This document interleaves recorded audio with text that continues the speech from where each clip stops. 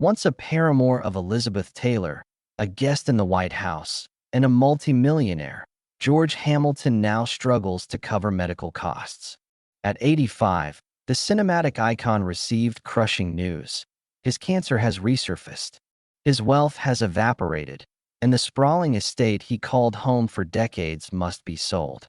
From romancing a president's daughter to battling for survival, this is the heartbreaking finale no one foresaw. Born in Memphis, Tennessee, in 1939, George Hamilton emerged from a blend of his father's northern bandleader flair and his mother's Arkansas Southern grace, a fusion that later defined his suave persona. His childhood was a whirlwind of constant moves due to his father's musical career, sparking a hunger for glamour while honing his adaptability. Neither the eldest nor the youngest, he was a middle child in a tangled family. In 1944, at age 5, his world fractured when his father's affair with a band singer shattered the marriage. His mother, left to raise 3 boys alone during wartime, faced dire straits. His father abandoned music for perfume sales in New York, dying young in 1957. George's early years shifted from glitzy hotels to mere survival. Post-divorce, he and his brothers relocated to Blytheville, Arkansas, finding brief solace with their grandparents' southern warmth. But in 1947, both grandparents passed, stripping away stability. Penniless and desperate, his mother flipped a coin to decide their fate. Heads for New York, tails for Hollywood. It landed tails, and at 8, George headed to California, Hollywood already whispering his destiny. Yet the road remained rocky. By 1950, they shifted to the East Coast, with George bouncing between schools until landing at Gulf Coast Military Academy in Mississippi. There, discipline, poise, and charm were drilled into him, traits that became his hallmark. Beneath the polished exterior, a dark secret festered, a troubling dynamic with his stepmother, beginning before his teens, which he buried for decades. In 1958, at 19, fortune turned.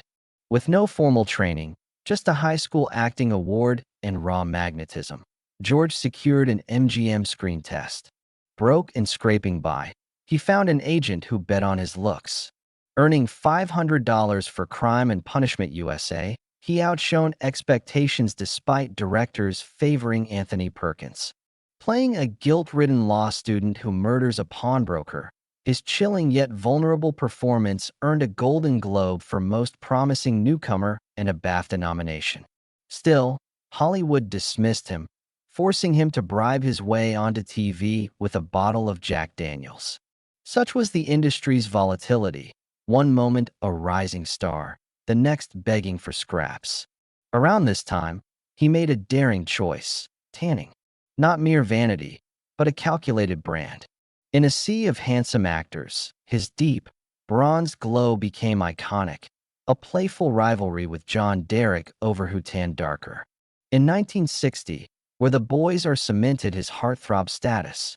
As a slick, affluent college boy, he starred in a hit that ditched the book's political edge for light romance, resonating with a shifting America.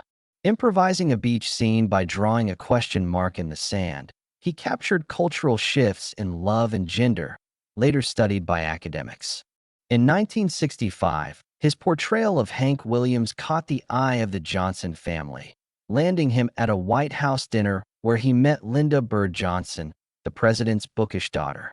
Their chemistry sparked a national frenzy: red carpets, Acapulco getaways, Easter at the LBJ Ranch, and stealing the spotlight at the Oscars. Bob Hope quipped she didn't need a watch with a Hamilton on her arm. But President Lyndon B. Johnson seethed, distrusting the Hollywood charmer. He ordered an FBI probe, not just a background check, but a deep dive into George's life, friends, finances, even rumors about his sexuality, fueled by his brother's orientation. The era's homophobia threatened careers over mere whispers. A bizarre hunting trip at Johnson's ranch, gun in hand, felt like a test of masculinity and loyalty, not sport. George played along, earning a grudging nod from Johnson, who likened him to Daniel Boone. Yet another issue loomed. His draft-dodging claim of supporting his mother and brothers clashed with her lavish Beverly Hills life. Furious over Vietnam, Johnson implied George couldn't date Linda while evading service. The pressure snapped their romance by late 1966. Remarkably, George stayed gracious, attending Linda's 1967 wedding to Marine Captain Charles Robb, posing for photos like it was a premiere. Decades later, in 2012, the Robbs watched him perform in D.C. and hosted him for dinner, a bond enduring despite time. In the late 1970s, with his star fading, George reinvented himself in Love at First Bite, 1979, playing a comedic Dracula. Co-producing the film, he leaned into absurdity, disco dancing, and quipping, turning a low-expectation flick into a hit. It showcased his comedic timing and business savvy, reviving his relevance. His personal life mirrored this boldness. In 1972, while with Colonel Tom Parker, Elvis's manager, George impulsively married Alana Collins on Elvis's private jet, with a judge and a dog as maid of honor. They hit a roulette table post-vows, losing $15,000 but gaining a wife. Their romance, born from fiery Acapulco clashes, produced son Ashley in 1974. George embraced fatherhood, even taking Ashley on a filming trip to Greece for Medusa. After their 1975 divorce, George and Alana remained best friends, talking daily, dining together, with Alana driving due to his chronic tardiness. Their bond transcended marriage, with Alana saying, "I have his back, and he has mine." George also became a second father to Alana's children with Rod Stewart, forming an unconventional but functional family, later showcased in the 2015 reality show Stewarts and Hamiltons.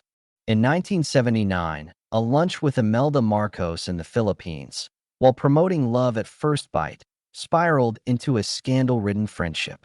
Joined by her allies Antonio Florindo and Glitzy Tantoco, George was entangled in murky deals. A $600,000 loan from Florindo, allegedly for his Mississippi plantation, coincided with lavish Manila Film Festival appearances.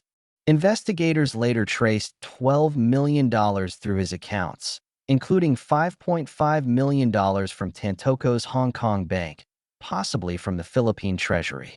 His Beverly Hills home renovations and a neighboring property purchase raised suspicions of Marcos ownership. A failed film about General Douglas MacArthur, twisted into a romantic drama at Imelda's behest, was labeled a money laundering front, with $5.5 million returned to Hong Kong. Named an unindicted co-conspirator in a 1988 Marcos indictment, George insisted he was just a friend, unaware of the fund's origins. Though he escaped charges, the scandal tarnished his image. In the mid-1980s, on the set of Poker Alice, George dated Elizabeth Taylor, their off-screen romance echoing their chemistry. Post-breakup, she gifted him a solid gold Cartier Ace of Hearts inscribed, "Dearest George, I love you even though you are an asshole," a cheeky token of their enduring connection. In 2009, on a reality show, he revealed dating 4 Miss World winners, cementing his Playboy legend. In 1995, at 56, he began a 4-year relationship with 20-year-old swimsuit model Kimberly Blackford, fathering son George Thomas, GT. Committed to GT, he sent him to military school, mirroring Ashley's upbringing, and their 60-year age gap fostered a unique bond. In 2015, Stewarts and Hamiltons highlighted this blended family's quirky harmony. A childhood bout of measles left George deaf in one ear, a secret he hid until Gloria Swanson urged a risky Swiss stem cell treatment, restoring 95% of his hearing. In 2025, at 86, a failing heart valve led to open-heart surgery, from which he walked out in 2 days, resuming exercise and crediting a kale-heavy diet. His recovery stunned doctors, who documented it for study.